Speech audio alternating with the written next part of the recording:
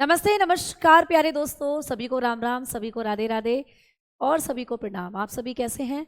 उम्मीद करती हूँ आप लोग सभी प्यारे दोस्त एकदम बढ़िया होंगे, बेहतरीन होंगे, ज़बरदस्त होंगे, एकदम मस्त होंगे और एकदम ही शानदार होंगे। तो मैं भावना भाटी आप सभी प्यारे दोस्तों का स्वागत करती हूँ आपके अपने प्यारे से परिवार रोजगार विद अंकित एप्लीकेशन पर। आप लोग जल्दी से आएँ, क्लास के साथ जुड़ जाएँ और मुझे एक बार बताइएगा कि आप लोग मुझे सुन पा रहे हैं। आप लोगों को मेरी आवाज़ पहुँच रही है भाई? जल्दी से बताओ सभी प्यारे दोस्त, क्या आप लोगों तक मेरी आवाज़ पहुंच रही है? उम्मीद तो यही है कि हर बच्चे तक आवाज़ बहुत अच्छे से पहुंच रही होगी और वीडियो वगैरह भी आप लोग अच्छे से देख पा रहे होंगे, है ना? तो जल्दी से आ जाओ, सेशन को शुरू कर लिया जाए, क्लास को शुरू कर लिया जाए। तो टॉपिक हम लोगों का चल रहा है भाई सेल, ठीक है? सबके मुझे कमेंट्स दिख रहे हैं, तो आ जाएंगे जल्दी से। टाइम बिल्कुल भी वेस्ट नहीं करेंगे और टॉपिक डालेंगे सेल यानी कोशिका। और मैं आपको पढ़ा रही थी पिछली क्लास में कि कोशिका कितने प्रकार की होती है। तो हमने पिछली क्लास में बात करी थी कि कोशिका 2 प्रकार की होती है। मैंने आपको अच्छे से पढ़ाया भी और बताया भी कि कोशिका 2 तरीके की हैं। एक होती है प्रोकैरियोटिक, ठीक है? आपने पढ़ा था भाई, प्रोकैरियोटिक सेल होती है जिसको हम लोग कहते हैं अकेंद्रीय कोशिका, है ना बच्चों? जिसको हम लोग क्या कहते हैं भाई? अकेंद्रीय कोशिका कहते हैं। और दूसरी हो जाती है आपकी यूकैरियोटिक सेल। दूसरी कौन सी हो जाती है भाई? यूकैरियोटिक सेल, ठीक है? जिसको हम लोग कहते हैं सकेंद्रीय कोशिका, जिसको हम लोग कहेंगे भाई सकेंद्रीय कोशिका, ठीक है? अकेंद्रीय और सकेंद्रीय कोशिका के बारे में हम पिछली क्लास में पढ़ रहे थे, हम पिछली क्लास में बातें कर रहे थे। तो एक बार फिर से हम लोगों को पढ़ना है यहाँ से। मैंने बताया था आपको कि ये ऐसी कोशिका है जिसमें केंद्रक नहीं होता, जिसमें आप लोगों को न्यूक्लियस नहीं होता। मैंने ये पिछली क्लास में आपको बताया, ठीक है? आपको वो पॉइंट ज़रूर याद होगा। यहाँ पर मैंने बताया था कि भाई यहाँ पर केंद्रक होता है, इस कोशिका में केंद्रक होता है, केंद्रक पाया जाता है। तो सिंपली आपको पेपर में क्वेश्चन आता है कि किस प्रकार की कोशिका में न्यूक्लियस होगा और किस प्रकार की कोशिका में जो न्यूक्लियस है वो नहीं होगा। तो आप लोग बताओगे कि प्रोकैरियोटिक में न्यूक्लियस नहीं होता, यूकैरियोटिक में न्यूक्लियस होता है, ठीक है? अब दूसरा पॉइंट कि भाई यहाँ पर आपको मुझे एग्जाम्पल बताने हैं कि किस प्रकार की कोशिका है जिसमें आप लोगों का प्रोकैरियोटिक और यूकैरियोटिक कोशिका किस प्रकार के जीवों में मिलती है। तो हमने यहाँ पर बात करी थी जीवाणु की, कि भाई कभी भी आपको क्वेश्चन आ जाए कि जो बैक्टीरिया होता है ना, जो बैक्टीरिया होता है इसमें कैसी कोशिका होती है, तो आप बताते हो प्रोकैरियोटिक होती है। और कभी भी आपको पेपर में क्वेश्चन आ जाए कि जो नीली हरी शैवाल होती हैं, नीली हरी शैवाल जिसको कहते हैं हम लोग साइनोबैक्टीरिया, नीली हरी शैवाल का एक नाम होता है, इनको कहते हैं हम लोग साइनोबैक्टीरिया। तो इनमें किस प्रकार की कोशिका पाई जाती है? आंसर करके आओगे बेटा, प्रोकैरियोटिक कोशिका। तो किसी के भी नाम के पीछे अगर आपको बैक्टीरिया लगा मिले तो समझ जाना उसमें प्रोकैरियोटिक कोशिका होती है। किसी के भी नाम के पीछे अगर बैक्टीरिया लगा मिले तो समझ जाना उसमें प्रोकैरियोटिक कोशिका होती है। जैसे देखो ये तो बैक्टीरिया है ही मैम, इसके नाम के पीछे भी बैक्टीरिया आ रहा है, नीली हरी शैवाल, इनको कहते हैं हम लोग साइनोबैक्टीरिया। इनमें भी कौन सी कोशिका होगी? प्रोकैरियोटिक। और एक और एग्जाम्पल पढ़ लेते हैं, यू बैक्टीरिया या आर की बैक्टीरिया, ठीक है? आर की बैक्टीरिया लिख लेते हैं, ये आता है पेपर में, आर की बैक्टीरिया। तो इसके नाम के पीछे भी आपको दिख रहा है जीवाणु लिखा हुआ, आर की जीवाणु, ठीक है? तो इसके अंदर भी आर की बैक्टीरिया में भी कौन सी कोशिका पाई जाती है? तो आप बताते हो प्रोकैरियोटिक कोशिका। तो ये ऐसे एग्जाम्पल हैं जिनके अंदर प्रोकैरियोटिक कोशिका होती है। तो ये आपको क्वेश्चन पूछा जा सकता है कि जीवाणु में कौन सी कोशिका होती है? आप बताते हो यू अकेंद्रीय कोशिका होती है। नीली हरी शैवाल में कौन सी कोशिका होती है? अकेंद्रीय कोशिका होती है। Which type of cell present in bacteria and cyanobacteria? तो आप बताओगे प्रोकैरियोटिक। ऐसे ही आपको यहाँ पूछ सकता है, ऐसे ही सिमिलरली आपको यहाँ से क्वेश्चन आएगा कि भाई आपको ये जो यूकैरियोटिक कोशिका होती है, सकेंद्रीय कोशिका, इसमें अंदर आपको कौन कौन से एग्जाम्पल्स याद कर रहे हैं? तो आप बताओगे बेटा अमीबा। अमीबा बताया था ना आपको मैंने पिछली क्लास में। अमीबा जो होता है इसमें पाई जाती है आप लोगों की कौन सी कोशिका? यूकैरियोटिक। यानी सकेंद्री कोशिका। कभी भी पूछे कि जो ईस्ट होता है, मैंने पढ़ाया था आपको, ईस्ट कवक होता है, ये है ना, जो शराब बनाने में, अल्कोहल बनाने में जिसका इस्तेमाल करते हैं, ईस्ट का ये कवक होता है। इसमें भी कभी भी पूछे कि कौन सी कोशिका है, तो यही वाली बतानी है, सकेंद्री कोशिका, यूकैरियोटिक सेल। और मैडम आपको कभी भी पूछे कि जो जंतु होते हैं, एनिमल, जितने भी आप एनिमल देखते हो, चैंटा चैंटी, मकड़ा मकड़ी, बिच्छू बिच्छी, ठीक है, तितला तितली, भंवरा भंवरी, मेंढका मेंढकी, सब में कौन सी कोशिका होती है, यही वाली होती है, यूकैरियोटिक सेल। ठीक है। और बेटा जितने भी प्लांट होते हैं, जितने भी पौधे आप लोग देखते हो, तो पौधों के अंदर भी यही वाली कोशिका होती है। इसमें से सबसे ज्यादा एग्जाम्पल आपको अमीबा और ये पूछ सकता है, आपको कंफ्यूज कर सकता है, क्योंकि अमीबा बहुत छोटा है, माइक्रोस्कोप से दिखता है, यूनिसेल्यूलर है, एक कोशिका से बना है, आपको कंफ्यूज कर सकता है कि अमीबा में कौन सी कोशिका पाई जाती है, which type of cell found in amoeba, ऐसे क्वेश्चन आ सकता है। पैरामीशियम सब इसी में आ जाएंगे बेटा, कभी पूछे पैरामीशियम तो वो भी इसी में आ जाएगा, क्योंकि अमीबा का ही दोस्त होता है ना पैरामीशियम भी, तो वो भी इसी के अंदर आएगा बेटा, पैरामीशियम भी। क्लियर? तो पैरामीशियम भी इसी में आएगा। तो अमीबा, पैरामीशियम, युगलीना, ईस्ट, सारे जंतु, सारे पौधे, सब में यही कोशिका होती है, हमारे अंदर भी यही है ना। अगर मैं यहाँ पर लिख दूं मानव, वैसे तो हम जंतुओं में ही आते हैं, तो मैंने यहाँ लिख दिया मानव, हमारे अंदर भी यही होती है बेटा। कुत्ता, बिल्ली, गधा, घोड़ा, सब में यही पाई जाती है, सब में यही। ठीक है, समझ में आ गई बात। बायो से क्वेश्चन ही नहीं आया 19 के सेकेंड शिफ्ट में, कोई बात नहीं बेटा, बायो से क्वेश्चन ही नहीं आया तो कोई दिक्कत ही नहीं है। ठीक है, चलो आ जाओ आगे बात करते हैं अब हम लोग। कई बार होता है, देखो यहाँ पर भी आपको एक या एक ही क्वेश्चन आपको पूछा जाएगा। ठीक है, एक ही क्वेश्चन आपको पूछा जाएगा। चलो आओ आगे बात करते हैं अब हम लोग कि मैडम यहाँ पर अब अगला पॉइंट हम लोग क्या पढ़ने वाले हैं, अब हम पढ़ने वाले हैं कोशिकांगों को। तो भाई अब हम लोग हेडिंग डालेंगे कोशिकांग।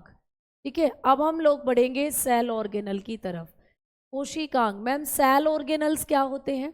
तो प्यारे दोस्तों, एक कोशिका के अंदर पाए जाने वाले जो भाग होते हैं उनको कहते हैं हम लोग कोशिकांग। एक कोशिका के अंदर, जैसे कि आप देखो ये कोशिका है, ठीक है, आपको नजर आ रही है ना, इसे देखो ये कोशिका है, ठीक है, ये एक पादप कोशिका है दोस्तों। अब इसमें तुम्हें बड़े सारे अड़गम सड़गम देखो अंदर की तरफ नजर आ रहे हैं ना बेटा। ये कैसी सेल है? This is a plant cell, ये एक प्लांट सेल है, और इसमें देखो तुम्हें ये कलरफुल से सारे स्ट्रक्चर नजर आ रहे हैं, तो ये सब के सब होते हैं कोशिकांग, ये सब के सब होते हैं कोशिकांग। अब देखो यहाँ पर आपको नजर आ रहा है साइटोप्लाज्म, जिसको कहते हैं हम लोग कोशिका द्रव्य। क्या कहते हैं बेटा? कोशिका द्रव्य। तो एक पूरी कोशिका में जो लिक्विड भरा हुआ होता है, एक पूरी कोशिका में जो तरल भरा हुआ होता है, उसको कहते हैं हम कोशिका द्रव्य। तो ये कोशिका तरल होता है बेटा।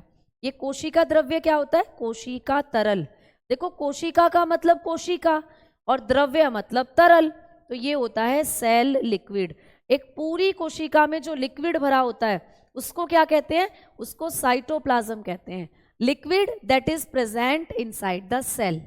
ठीक है, क्लियर?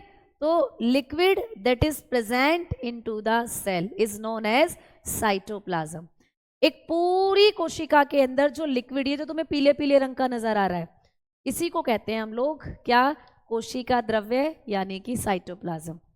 ठीक है, अब देखो यहाँ पर ये तुम्हें केंद्रक नजर आ रहा है, न्यूक्लियस है। ठीक है, यहाँ पर तुम्हें इसकी ये कोशिका भित्ति नजर आ रही है, देखो ये रही, ये इसकी कोशिका भित्ति है, cell wall. Clear? Cell wall जिसको कहते हैं कोशिका भित्ति। आ जाओ, सबसे पहले हम कोशिका भित्ति की ही बात करते हैं। सबसे पहले हम लोग सेल वॉल के बारे में पढ़ते हैं, क्योंकि आपको यहाँ से क्वेश्चन आता है। तो सबसे पहले हम लोग पढ़ेंगे सेल वॉल के बारे में। कोशिका भित्ति से क्वेश्चन आएगा कि कोशिका भित्ति किस किस में पाई जाती है, ये आपको पूछा जाता है। ठीक है, तो किस में कोशिका भित्ति पाई जाती है? तो बेटा आप लोग बताकर चलते हो कि क्या मैम जितनी भी कोशिकाएं हैं सब में कोशिका भित्ति होती है? तो हम कहेंगे नहीं भाई, सबकी सारी कोशिकाओं में कोशिका भित्ति नहीं होती। किस किस में होती है मैम? Cell wall. तो हम बताएंगे कि यह पादपों में पाई जाती है, यह पादप कवक, कवक यानी फंगस जो होते हैं वह जीवाणु कोशिका में पाई जाती है, वह जीवाणु कोशिका में पाई जाती है, ठीक है, कोशिका में पाई जाती है। तो ये कहाँ कहाँ पाई जाती है? तो आप लोग बताओगे कि ये जीवाणु, कवक और पादपों में पाई जाती है बेटा, ठीक है। तो आप लोग लिखेंगे it is found in, it is found in plant, बेटा जो पौधे हैं उनमें मिलती है। फंगस जैसे आप मशरूम खाते हो ना, मशरूम एक कवक है, मशरूम में मिलती है। एंड जीवाणु बैक्टीरिया में मिलती है। तो किस किस के अंदर कोशिका भित्ति पाई जाती है? इन तीनों में कोशिका भित्ति मिलती है। मैम हमारे अंदर नहीं भाई, हमारे अंदर नहीं मिलती, ये जंतुओं में नहीं पाई जाती। तो कोशिका भित्ति केवल आपको पादप, कवक और बैक्टीरिया में देखने को मिलती है। अब क्वेश्चन ये आता है कि मैम ये प्लांट में किस चीज की बनी होती है? पादपों की कोशिका भित्ति किस पदार्थ की बनी होती है? आप कहोगे सेल्यूलोज की बनी होती है, ठीक है। किसकी बनी होती है दोस्तों? सेल्यूलोज की बनी होती है। तो ये पूछा जा सकता है, सेल्यूलोज की बनी होती है कि पादपों की कोशिका भित्ति किस पदार्थ की बनी होती है। तो आपने कहा कि जो प्लांट होते हैं, जो पादप होते हैं, उनमें कोशिका भित्ति सेल्यूलोज की बनी होती है, ठीक है, क्लियर। मैम ये शरीर में कहाँ होती है? बेटा कोई भी ऐसा भाग ही नहीं है जहाँ कोशिका ना हो, आपकी पूरी बॉडी में कोशिका है, आपका हर अंग कोशिका से बना है, आपका लीवर, आपका किडनी, आपका हार्ट, आपका आंते, आपका पेट, आपका प्यारे दोस्तों बॉडी का हर एक ऑर्गन कोशिका से बना है बेटा। आपका ब्रेन है ना, आपकी आंखें, आपके कान, नाक, हाथ, पैर सब कोशिका से बने हैं। तो सबको बनाने वाली कोशिका होती है, क्लियर। टेलीग्राम ग्रुप कहाँ है मैम? बेटा टेलीग्राम ग्रुप टेलीग्राम पर है, आप अपने बैच को खोले और ऊपर देखना टेलीग्राम की एक हेडिंग आएगी, वहां पे क्लिक करना, ठीक है। अब ये भी क्वेश्चन आता है कि ये कवक में होती है, फंगस में तो किसकी बनी होती है? तो फंगस में ये काइटिन की बनी होती है दोस्तों। किसकी बनी होती है? काइटिन की, ठीक है, यानी काइटिन की। क्वेश्चन आएगा आप लोगों को कि कवक की कोशिका भित्ति किस पदार्थ की बनी होती है? Cell wall of fungus is made up of chitin, कवक में ये काइटिन की बनी होती है। और मैम बैक्टीरिया में ये किस पदार्थ की बनी होती है? तो बताओगे पेप्टाइडोग्लाइकोन की बनी होती है, पेप्टाइडोग्लाइकोन की बनी होती है, ठीक है, ग्लाइकोन की। तो जीवाणु में ये पेप्टाइडोग्लाइकोन की बनी होती है। तो तीनों में पेप्टाइडोग्लाइकोन, तो तीनों में आपको याद रखना है कि किस किस पदार्थ की बनी होती है कोशिका भित्ति। प्लांट में सेल्यूलोज की बनी होती है, कवक में ये फंगस में काइटिन से बनी होती है, एंड बैक्टीरिया के अंदर ये पेप्टाइडोग्लाइकोन से बनी होती है, ठीक है। तो इतना आपको कोशिका भित्ति से याद करना है। अब आ जाओ, अब हम लोग बात करते हैं प्यारे दोस्तों कोशिका झिल्ली की। अब दूसरा सेल ऑर्गेनल हो जाता है कोशिका झिल्ली, ठीक है, कोशिका झिल्ली। सेकंड हो जाता है कोशिका झिल्ली, जिसको हम लोग कहते हैं सेल मेम्ब्रेन। ये अलग है सेल मेम्ब्रेन, वो सेल वॉल था जो इससे पहले पढ़ा था, वो सेल वॉल था, ये सेल मेम्ब्रेन है। देखो एक बार, ये सेल वॉल है, ठीक है, जो आपकी पादप में है, कवक में है और बैक्टीरिया में है, जबकि ये है सेल मेम्ब्रेन, ये सभी में पाया जाता है बेटा। तो ये सभी में पाई जाती है, ये हमारे अंदर भी है, ये सभी कोशिकाओं में पाई जाती है, ठीक है। तो ये किस में है? सभी कोशिकाओं में पाई जाती है। तो आपको पूछेगा कि कौन सी ऐसी मेम्ब्रेन है, कौन सी ऐसी झिल्ली है जो सभी कोशिकाओं में पाई जाती है? तो बताओगे cell membrane. Cell membrane is found in all cell, ठीक है। तो आप लोग लिखोगे फाउंड इन ऑल सेल, ठीक है, इन ऑल सेल, ये सभी कोशिकाओं के अंदर पाई जाती है, ठीक है। मैम किसकी बनी होती है? तो आप लोग बताओगे कि ये फॉस्फोलिपिड की बनी होती है। ये पूछा जाता है कि भाई कोशिका भित्ति और कोशिका झिल्ली किस पदार्थ के बने होते हैं? तो कोशिका भित्ति तो मैंने आपको बताया अलग अलग पदार्थ की बनी होती है, पादपों में सेल्यूलोज की, कवक में काइटिन की, एंड बैक्टीरिया में पेप्टाइडोग्लाइकोन की। लेकिन जब हम इसकी बात करते हैं कोशिका झिल्ली की, तो ये सभी में मिलती है और सभी में एक ही पदार्थ की बनी होती है, ये फॉस्फोलिपिड की बनी होती है। तो आप बताओगे मेड अप ऑफ, ये किसकी बनी होती है? Made up of phospholipid. किसकी बनी होती है दोस्तों? फॉस्फोलिपिड। ये क्वेश्चन आ जाता है कि कोशिका झिल्ली किसकी बनी होती है? फॉस्फोलिपिड की बनी होती है। ठीक है, समझ में आ गई बात, है ना? ये आपको पूछा जाता है। मैम सबसे बड़ी कोशिका, एक शायद एक नेहा का मुझे आधा कमेंट दिख रहा है, आधा छुप गया है नीचे। तो बेटा सबसे छोटी और सबसे बड़ी कोशिका मैं बता चुकी हूँ आप लोगों को।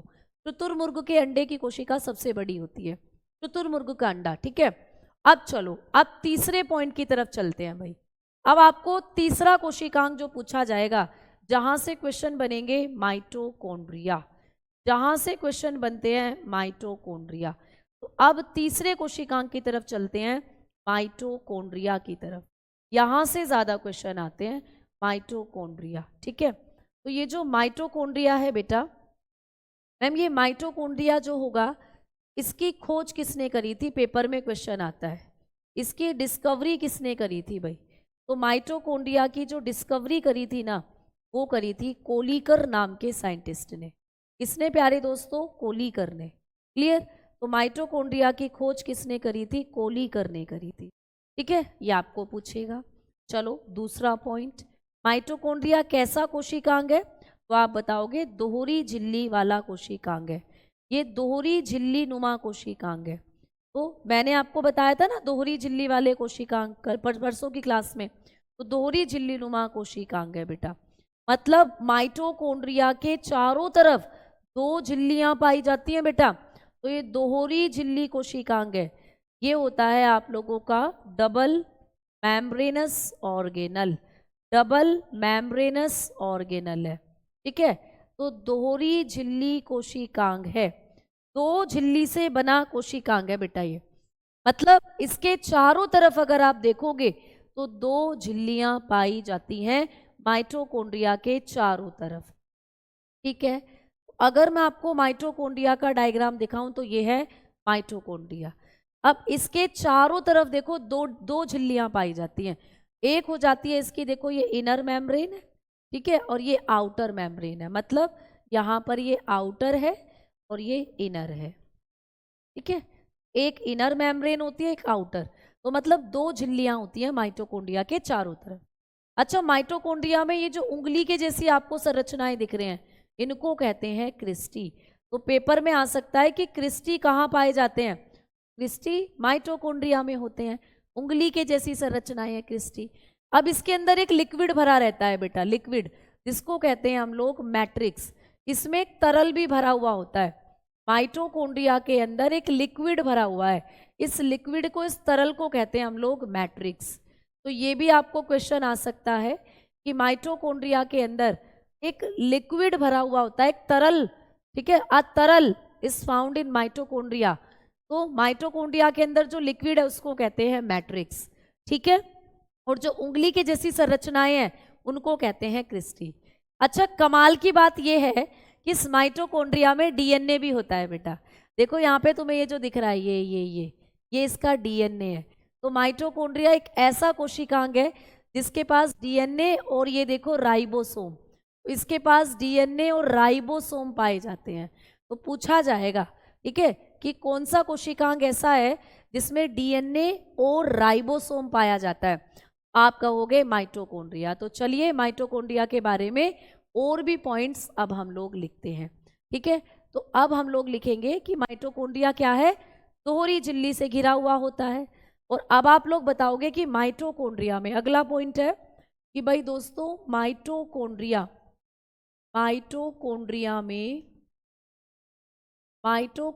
में स्वयं का डीएनए है भाई, इसके पास स्वयं का डीएनए पाया जाता है भाई। ये पूछा जाता है, वह राइबोसोम पाए जाते हैं। क्लियर? तो आप अगर बात करते हो कोशिका के अंदर, मैम डीएनए कहाँ पाया जाता है? तो डीएनए केंद्रक में होता है बेटा।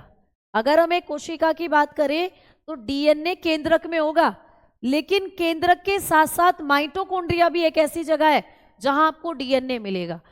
अगर आप इस कोशिका को देखोगे तो भाई डीएनए यहां मिलेगा, यहां केंद्रक में इसके पास होता है डीएनए। लेकिन मैम इसके साथ साथ और कहाँ होता है डीएनए? इसके साथ साथ जो डीएनए होगा वो आपको यहां भी मिलेगा माइटोकॉन्ड्रिया में।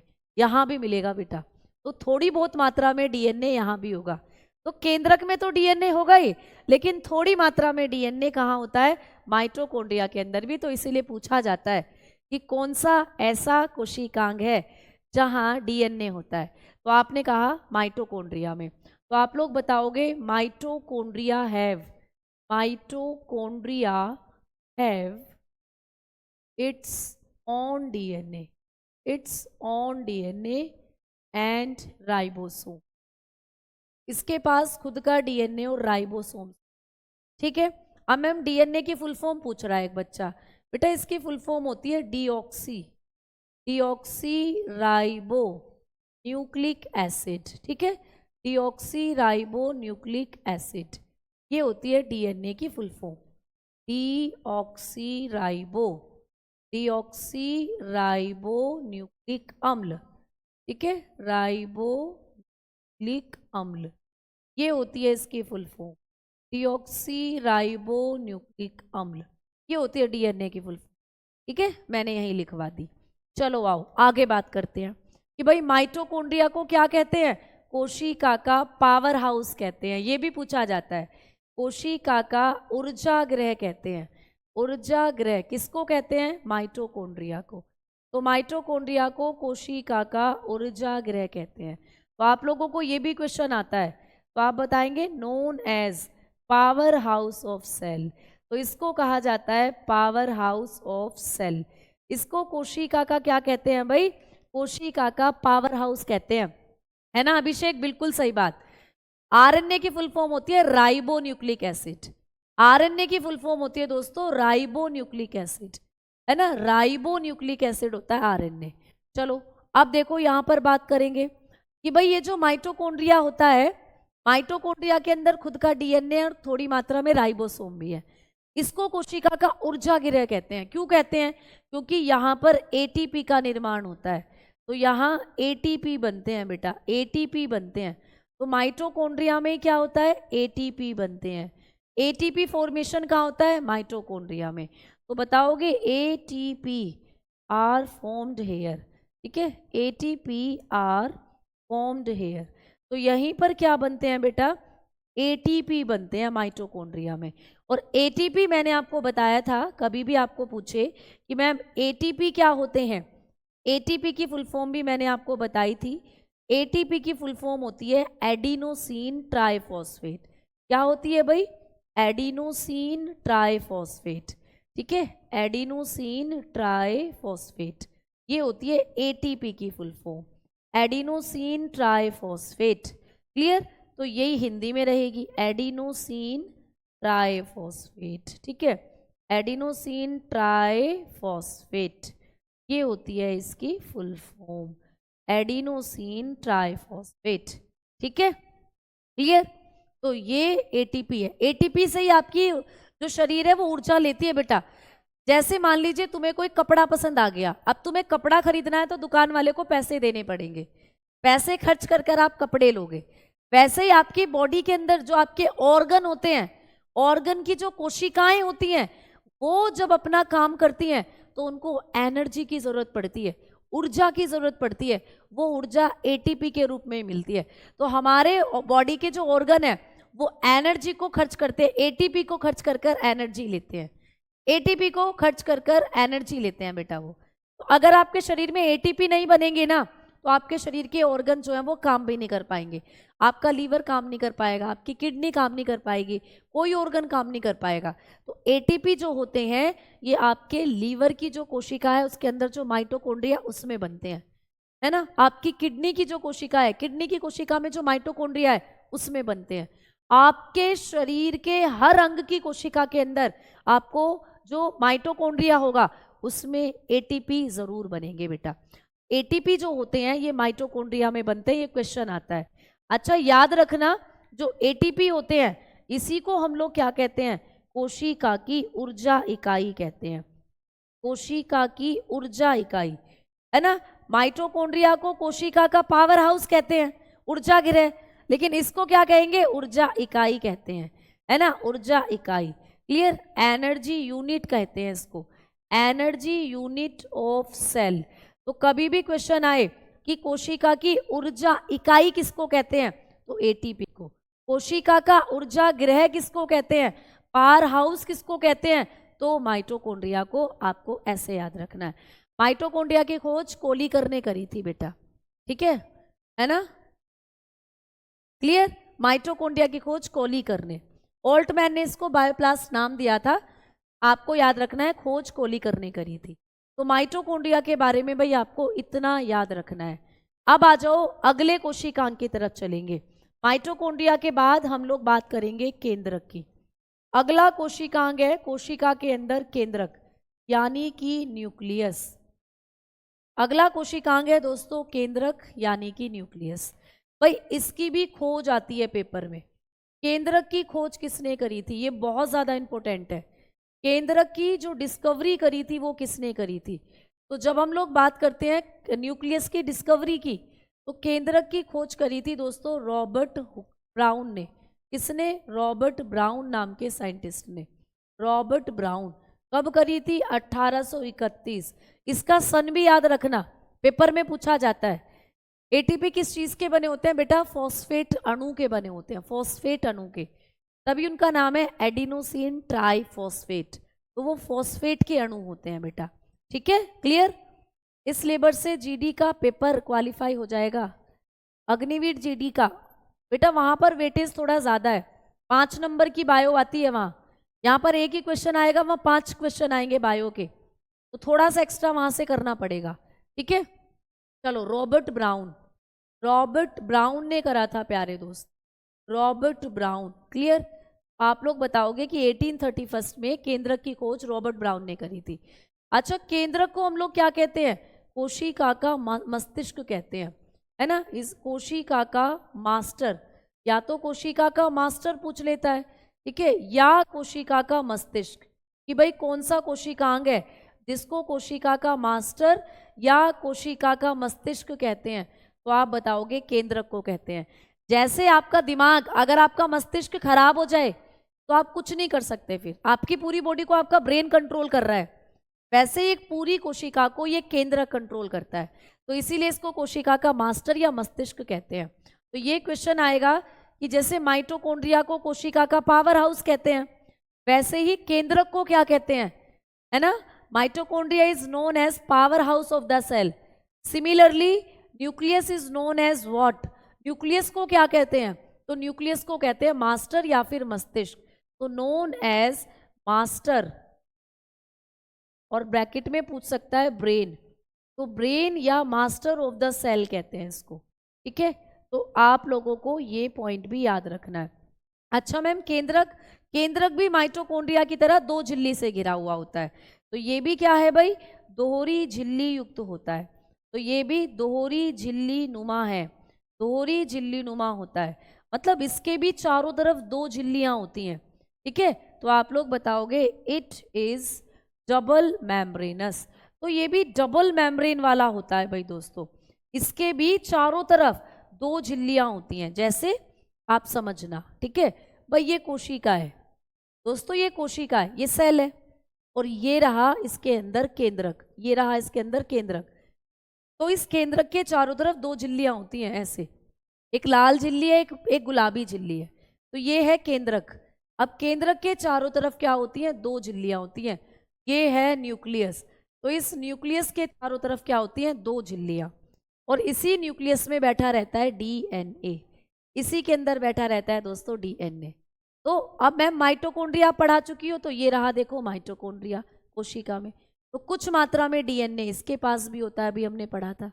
तो केंद्रक और माइटोकॉन्ड्रिया दोनों ही 2 झिल्ली से घिरे रहते हैं, दोनों ही 2 झिल्ली से घिरे रहते हैं, और दोनों में ही क्या मिलता है भाई, दोनों के अंदर ही आपको डीएनए मिलता है। तो देखो ये है केंद्रक, ये होता है कोशिका का केंद्रक, ठीक है। इसी केंद्रक के अंदर आपको कुछ धागे के जैसे दिख रहे हैं, छोटे छोटे धागे, ये धागे से मिलते हैं, इन धागों को हम लोग क्या कहते हैं, क्रोमेटीन। क्या कहते हैं बेटा, क्रोमेटीन कहते हैं इन धागों को, क्रोमेटीन कहते हैं। ये क्रोमेटीन ही आगे चलकर गुणसूत्र बनाते हैं बेटा, इनसे ही क्या बनते हैं, गुणसूत्र बनते हैं। तो ये भी याद रखना कि कौन सी संरचना है जो गुणसूत्र बनाती है, क्रोमोसोम बनाती है, तो आप बताओगे कि क्रोमोसोम बनाने का काम ये करते हैं जो गुणसूत्र के अंदर होते हैं क्रोमेटीन। तो क्रोमेटीन होते हैं धागे धागे से, आपको दिख रहा है ना, देखो केंद्रक के अंदर आप देख पा रहे हो। तो ये केंद्रक के अंदर ये जो क्रोमेटीन होते हैं ये क्या करते हैं, यही हैं जो आगे चलकर क्या बनाते हैं, गुणसूत्रों का निर्माण करते हैं। ठीक है, यही आगे चलकर क्या करते हैं, गुणसूत्रों का निर्माण करते हैं। आ गई बात समझ में भाई? तो ये चीज भी आपको पूछी जाएगी, है ना। आगे बढ़ेंगे अब हम लोग, अब चलते हैं अगले कोशिकांग की तरफ। तो आपको न्यूक्लियस से इतनी चीजें जो हैं वो पूछी जाती हैं। एक चीज और आप लोग लिखोगे कि कोशिका जब अपने आप को विभाजित करती है तो वो न्यूक्लियस से करती है। तो आप लोग बताओगे कि कोशिका विभाजन केंद्रक में होता है। कोशिका विभाजन केंद्रक में होता है, यानी जब कोई कोशिका अपने आप को एक से दो कोशिकाओं में कन्वर्ट करती है तो वो केंद्रक ही टूटता है पहले, मतलब पहले यहाँ से केंद्रक ही टूटेगा। तो सेल डिवीजन यहीं से होता है। Cell division take place by nucleus. तो न्यूक्लियस के द्वारा ही या न्यूक्लियस में ही क्या होता है भाई, कोशिका विभाजन होता है। तो ये आपको याद रखना है, ठीक है। चलो अब चलते हैं अगले कोशिकांग की तरफ। अगला कोशिकांग कौन सा होगा, तो भाई अगले कोशिकांग की तरफ चलते हैं, दैट इज राइबोसोम। ठीक है, अब बात करते हैं किसकी, राइबोसोम की। यहां से भी क्वेश्चन आ जाते हैं राइबोसोम से। जो राइबोसोम होते हैं, मैम अभी हमने पढ़ा था कि ये राइबोसोम हमारे माइटोकॉन्ड्रिया में भी होते हैं। तो ये क्या होते हैं राइबोसोम, इनके बारे में भी बताओ। तो बेटा इनकी भी खोज आपको पूछ ली जाती है। राइबोसोम की खोज किसने करी थी, राइबोसोम की जो डिस्कवरी है वो किसने करी थी। तो राइबोसोम की जब खोज की बात करते हैं, इनको डिस्कवर करने का जो काम किया था वो किया था प्यारे दोस्तों पैलड ने। किसने, पैलाडे या पैलड बोलते हैं जिस, क्लियर, पैलाडे या पैलड, इन्होंने क्या किया था, राइबोसोम को डिस्कवर किया था। अच्छा, राइबोसोम को क्या कहते हैं, जैसे माइटोकॉन्ड्रिया को क्या कहते थे, पावर हाउस। ठीक है, पावर हाउस कहते थे। केंद्रक को क्या कहते थे, मास्टर ऑफ द सेल या ब्रेन ऑफ द सेल। वैसे ही राइबोसोम को क्या कहते हैं, इनको कहते हैं प्रोटीन की फैक्ट्री। इन्हें कहा जाता है प्रोटीन की फैक्ट्री। ठीक है, इनको कहते हैं प्रोटीन की फैक्ट्री, इन्हें प्रोटीन की फैक्ट्री कहते हैं दोस्तों। तो ये बात आपको याद रखनी है, क्वेश्चन पेपर में आता है। ठीक है, तो इनको क्या कहा जाता है, प्रोटीन फैक्ट्री के नाम से। Which organelle is known as protein factory of cell. कौन सा कोशिकांग कोशिका की प्रोटीन की फैक्ट्री कहा जाता है, तो बताओगे राइबोसोम। ठीक है, तीसरा, ये राइबोसोम का क्या काम होता है बेटा, तो ये प्रोटीन संश्लेषण करते हैं। प्रोटीन संश्लेषण करते हैं यानी प्रोटीन का निर्माण करते हैं बेटा। तो ये आपको पूछ सकता है कि कौन सा कोशिकांग ऐसा है जो प्रोटीन का संश्लेषण करते हैं। प्रोटीन सिंथेसिस कौन से सेल ऑर्गेनल करते हैं, तो आप बताओगे कि यही होते हैं जो प्रोटीन सिंथेसिस करते हैं। ठीक है, प्रोटीन सिंथेसिस यानी यही है जो कोशिका में प्रोटीन बनाते हैं। तो राइबोसोम मतलब प्रोटीन, मतलब यही प्रोटीन बना रहे हैं प्यारे दोस्तों। ठीक है, सृष्टि आपको क्या समझ नहीं आया बेटा, ये बताओ आपको क्या समझ नहीं आया। एक बार हम पढ़ते हैं इसको और फिर मैं आपको पूरा रिकॉल करवाऊंगी एक बार। ठीक है, देखो जब हम लोग कोशिका की बात करते हैं, भाई दोस्त आपको क्या समझ नहीं आ रहा ये बताओ मुझे। हम बात कर रहे हैं, मेरे समझना एक चीज, ये एक कोशिका है बेटा। ठीक है, ये एक कोशिका है। अब मैम इस कोशिका में क्या क्या हमें मिलता है, क्या ये ऐसी रहती है, क्या ये खाली रहती है, तो हम कहेंगे नहीं, इस कोशिका में बहुत सारी चीजें मिलती हैं। इस कोशिका के अंदर बहुत सारी चीजें मिलती हैं। जैसे एक लिक्विड मिलता है इस कोशिका में, एक तरल, ये भरा हुआ, इस तरल को क्या कहते हैं, इस तरल को कहा जाता है साइटोप्लाज्म। मैंने आपको बताया कि भाई साइटोप्लाज्म यानी कि कोशिका द्रव्य, एक कोशिका के अंदर भरा हुआ द्रव्य है, ये होता है कोशिका द्रव्य। इतनी बात तो समझ में आ गई कि भाई एक कोशिका में जो लिक्विड भरा हुआ है उसको क्या कहते हैं, कोशिका द्रव्य। अब इस कोशिका में बहुत से पार्ट भी हैं।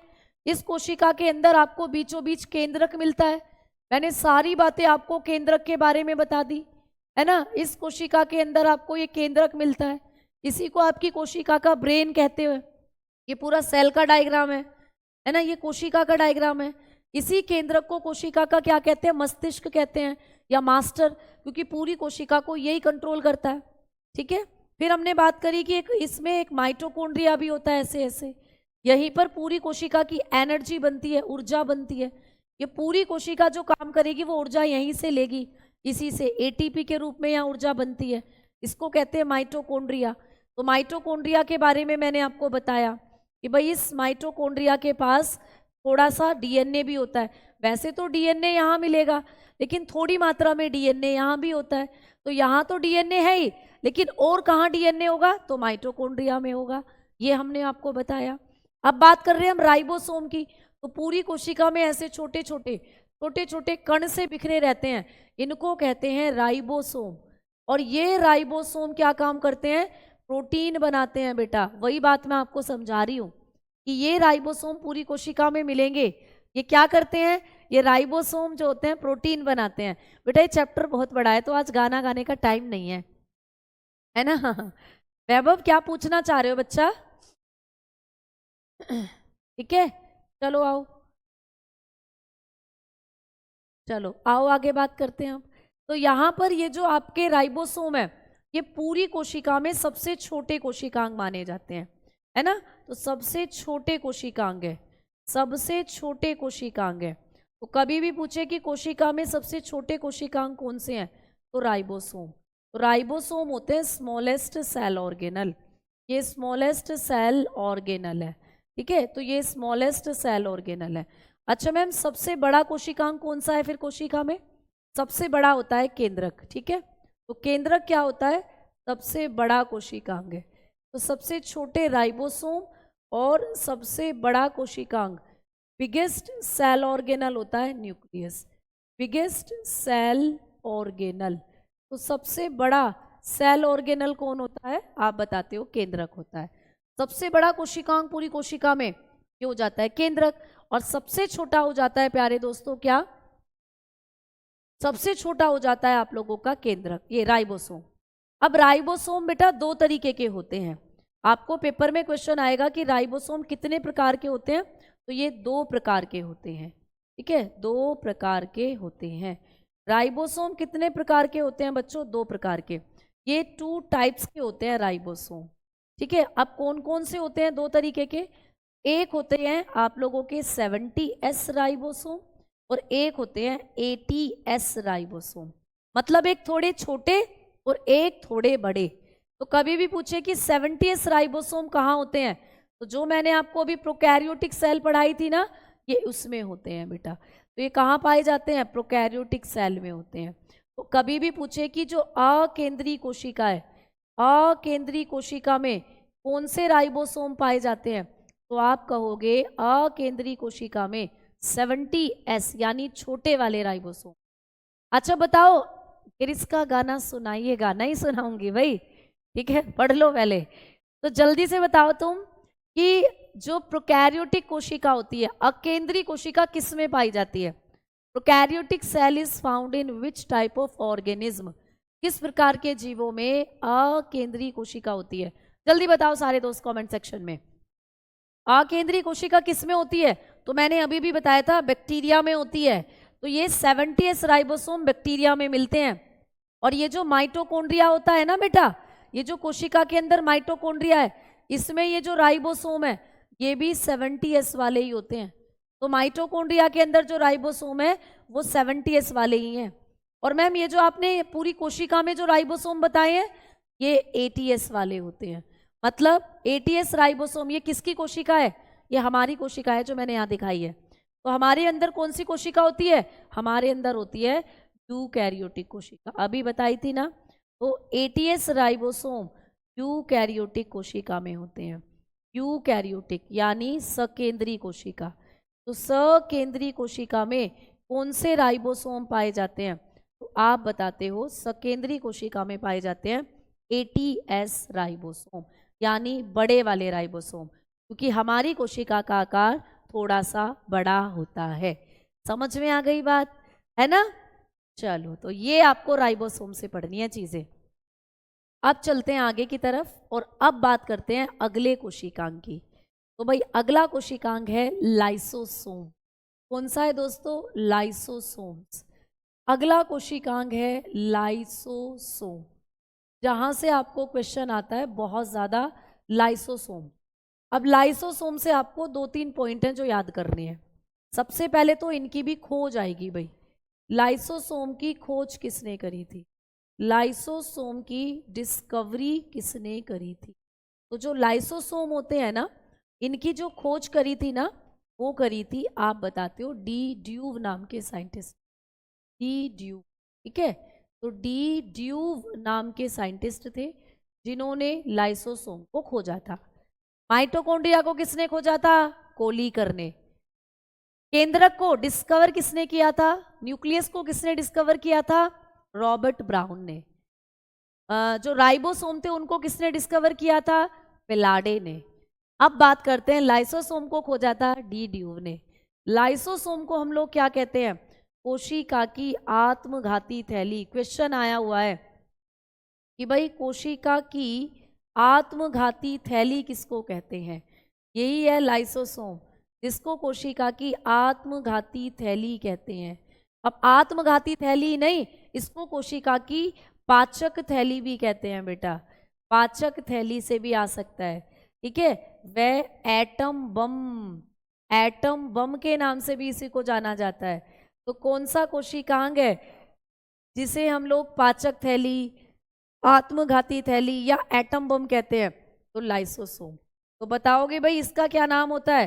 तो known as suicidal bag of the, suicidal bag, इसी को कहते हैं सुसाइडल बैग, डाइजेस्टिव बैग, ठीक है, पाचक थैली, क्योंकि ये खराब प्रोटीन को पचाने का काम करता है।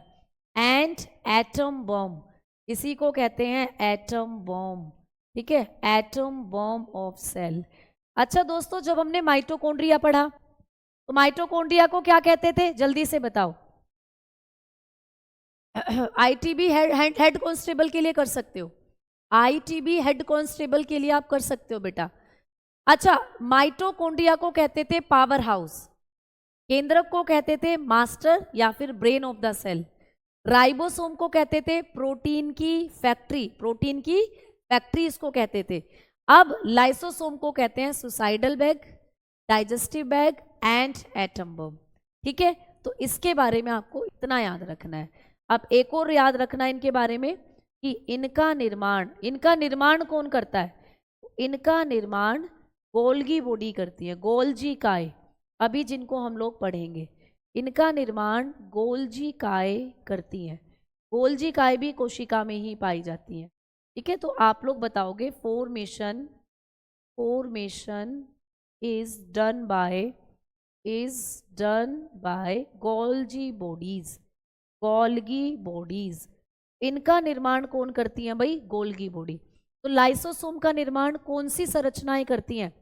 तो आप बताओगे कि लाइसोसोम का निर्माण करती हैं गोल्जी बॉडीज, ठीक है, गोल्जी बॉडीज करती हैं लाइसोसोम का निर्माण। अब देखो लाइसोसोम कैसे दिखते हैं? तो मैम ये रहे, देखो लाइसोसोम, ये होते हैं कोशिका के अंदर लाइसोसोम, ऐसे दिखते हैं। अब इनमें हाइड्रोलिटिक एंजाइम पाए जाते हैं। ये एक ही झिल्ली से भरे हुए होते हैं, एकल झिल्ली, इनमें एक ही झिल्ली होती है बेटा। जैसे माइटोकॉन्ड्रिया पर 2 झिल्ली थी, केंद्रक पर 2 झिल्ली थी, राइबोसोम पर कोई झिल्ली नहीं होती, ठीक है, राइबोसोम पर कोई झिल्ली नहीं होती बेटा। राइबोसोम की अगर हम लोग बात करते हैं तो राइबोसोम ऐसे कोशिकांग हैं जिनके पास नो मेम्ब्रेन, कोई झिल्ली नहीं होती बेटा। राइबोसोम के पास झिल्ली जो है वो नहीं होती, ठीक है, झिल्ली नहीं, राइबोसोम के पास झिल्ली नहीं होती। लेकिन अगर हम लोग बात करें किसकी, अगर हम लाइसोसोम की बात करें तो इन पर एकल झिल्ली होती है, सिंगल मेम्ब्रेन होते हैं, एक ही झिल्ली से ये घिरे रहते हैं, ठीक है, सिंगल मेम्ब्रेन होती है इनकी तरफ। तो लाइसोसोम से आपको इतना पढ़ना है ना, लाइसोसोम से आप लोगों को इतना पढ़ना है बेटा। चलो अब आगे चलते हैं, अगले कोशिकांग की तरफ बढ़ेंगे अब हम लोग।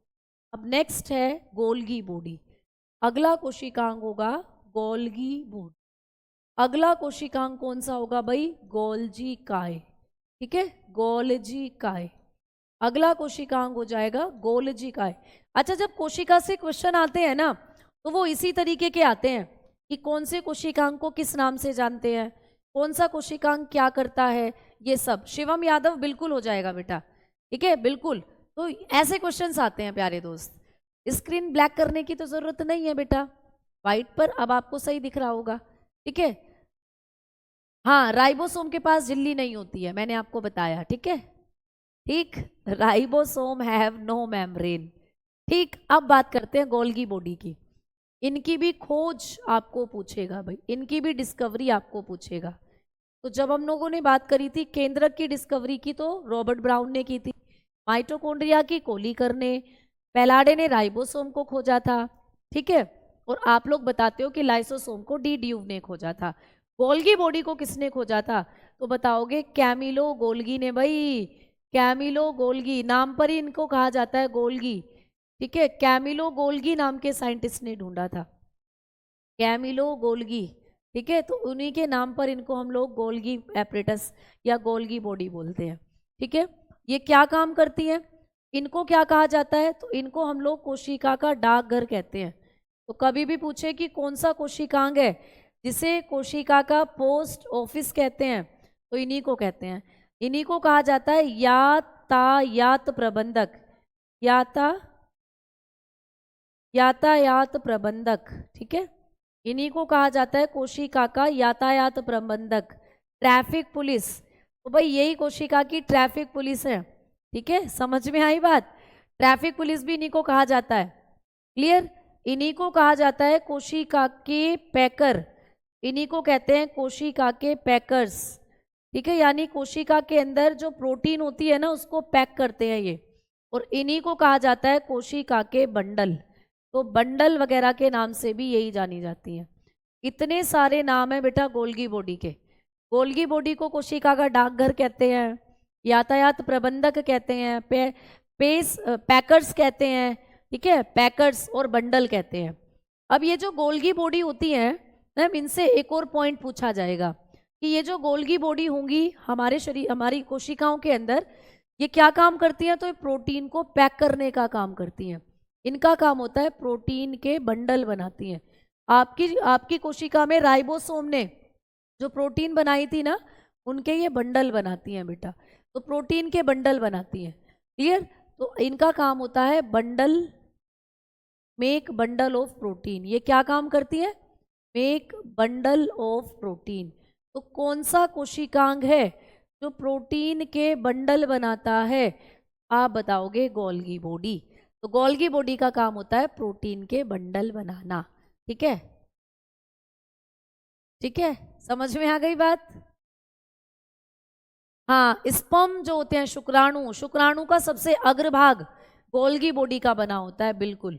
तो शुक्राणु का एक्रोसोम, शुक्राणु का जो एक्रोसोम होता है, एक्रोसोम किसका बना होता है, गोल्गी बॉडी का बना होता है। शुक्राणु का एक्रोसोम गोल्जी बॉडी का बना होता है, गोल्जी बॉडी का बना होता है। तो ये भी पूछा जा सकता है आप लोगों को, ठीक है। जो एक्रोसोम होता है शुक्राणु का सबसे अगला भाग, तो लिखोगे acrosome of sperm, acrosome of sperm made up of Golgi body, made up of Golgi body. तो गोल्गी बॉडी से बना होता है शुक्राणु का जो स्पर्म होता है, ठीक है, क्लियर है ना। हाँ, ओव्यूल के अंदर, बिल्कुल उल्लू के अंदर मिला था ये, बहुत बढ़िया। ऐसे आपको चीजें याद रखनी है ना। अब चलते हैं अगले कोशिकांग की तरफ, लेकिन गोल्गी बॉडी से एक बात और मुझे आपको बतानी है। गोल्गी बॉडी को हम लोग, इसके एक और नाम है जो आपको याद रखने हैं, गोल्गी बॉडी को हम लिपोकॉन्ड्रिया भी कहते हैं। क्या कहते हैं भाई, लिपोकॉन्ड्रिया। तो कौन सा कोशिकांग है जिसको हम लोग लिपोकॉन्ड्रिया के नाम से जानते हैं, तो गोल्गी बॉडी को ही लिपोकॉन्ड्रिया कहते हैं, ठीक है, लिपोकॉन्ड्रिया, क्लियर। और गोल्गी बॉडी जो होती है बेटा, इनको पादप कोशिका में किस नाम से जाना जाता है, जब गोल्गी बॉडी प्लांट सेल में पाई जाती हैं, पादप कोशिका के अंदर, यानी जब ये प्लांट की सेल में मिलेंगी, पौधों की कोशिकाओं में मिलती हैं, तो इनको डिक्टियोसोम के नाम से जाना जाता है। डिक्टियोसोम कहते हैं। फिर तो इनको हम लोग क्या कहेंगे, डिक्टियोसोम कहते हैं। तो जब ये पादप कोशिका में मिलती हैं तो इनको क्या कहा जाता है, डिक्टियोसोम। ठीक है, डिक्टियोसोम।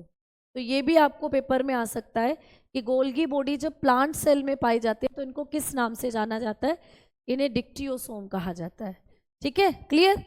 कहाँ पर पाए जाते हैं बेटा, कोशिका में पाए जाते हैं।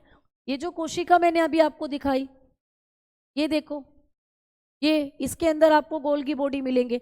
माने जो अभी अभी आपको डायग्राम बनाकर दिखाया, मान लो ये कोई आपकी प्लांट सेल है, कोई पादप की कोशिका है, इसमें यहाँ पर आपको ये गोल्गी बॉडीज नजर आएंगे, ऐसे ऐसे ये गोल्गी बॉडीज नजर आएंगे। कैसे दिखते हैं, कुछ ऐसे दिखते हैं गोल्गी बॉडीज। ये रहे, देखो ये रहे। ठीक है, इनमें सिस्टनी पाई जाती है, सिस्टनी नाम की संरचना होती है।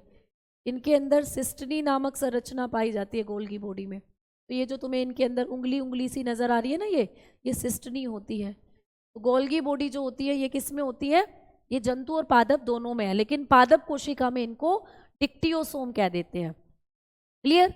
तो चलो अब चलते हैं, अगले कोशिकांग की तरफ बढ़ते हैं। अगला कोशिकांग हो जाता है दोस्तों रिक्तिका।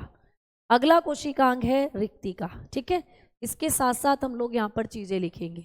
ये क्या है दोस्तों, अगला कोशिकांग होता है रिक्तिका। ये रिक्तिका का फोटो है जो आपको दिख रहा है, रिक्तिका, जिसको कहते हैं हम लोग वेक्यूल, जिसको कहते हैं हम लोग वेक्यूल। ये वेक्यूल मोस्ट ऑफ टाइम, या ये पादप कोशिका में काफी बड़ा होता है। ये पादप कोशिका का फोटो है जो आपको दिख रहा है, ये पादप कोशिका का फोटो है बेटा। अब आप देख पा रहे हो ना, इसमें सबसे बड़ा कोशिकांग कौन सा है, ये रिक्तिका। देखो ये रहा, ये कितना बड़ा है ना। तो ये पादप कोशिका में सबसे बड़ा कोशिकांग होता है। तो आप लोग लिखोगे कि पादप कोशिका में सबसे बड़ा है, पादपों की कोशिका के अंदर। ठीक है, पादप कोशिका में सबसे बड़ा कोशिकांग यही है। ठीक है, सबसे बड़ा होता है, सबसे बड़ा कोशिकांग है। तो पादप की कोशिका में सबसे बड़ा कोशिकांग कौन सा है, वैक्यूल ही होता है बेटा।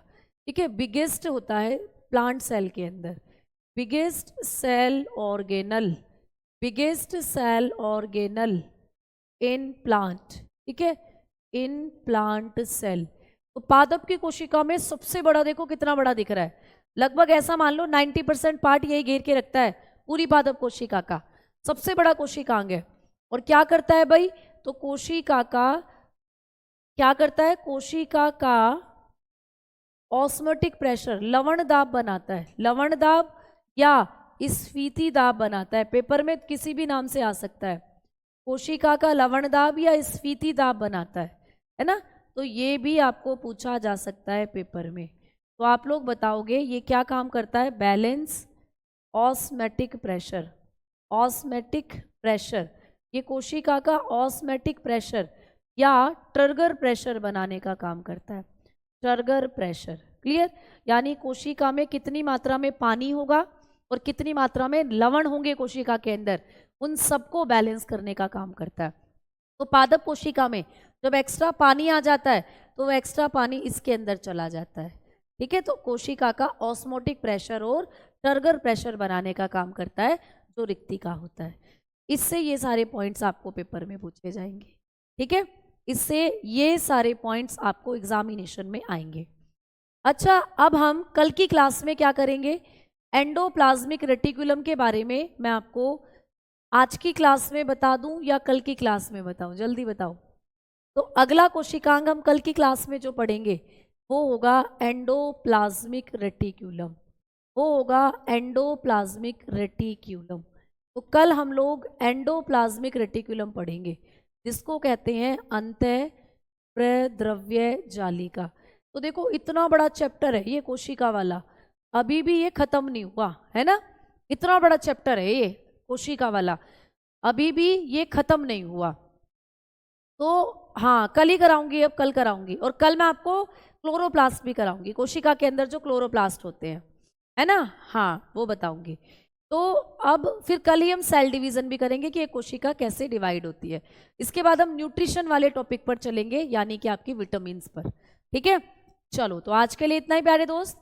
एक बार फिर से देखना क्लास को। मैंने पूरी कोशिश करी है कि इंपॉर्टेंट सारे फैक्ट्स आपको बताऊं, जो भी आपके एग्जामिनेशन में जिस लेवल का आपके एग्जामिनेशन में पूछा जाता है वो सारे पॉइंट्स मैंने आप लोगों को बताए हैं, क्योंकि आप जानते हो कि आपके एग्जाम में केवल एक क्वेश्चन बायोलॉजी का आएगा, तो उस एक क्वेश्चन के लिए आपको बहुत ज़्यादा डीपली चीज़ें पढ़ने की ज़रूरत नहीं है।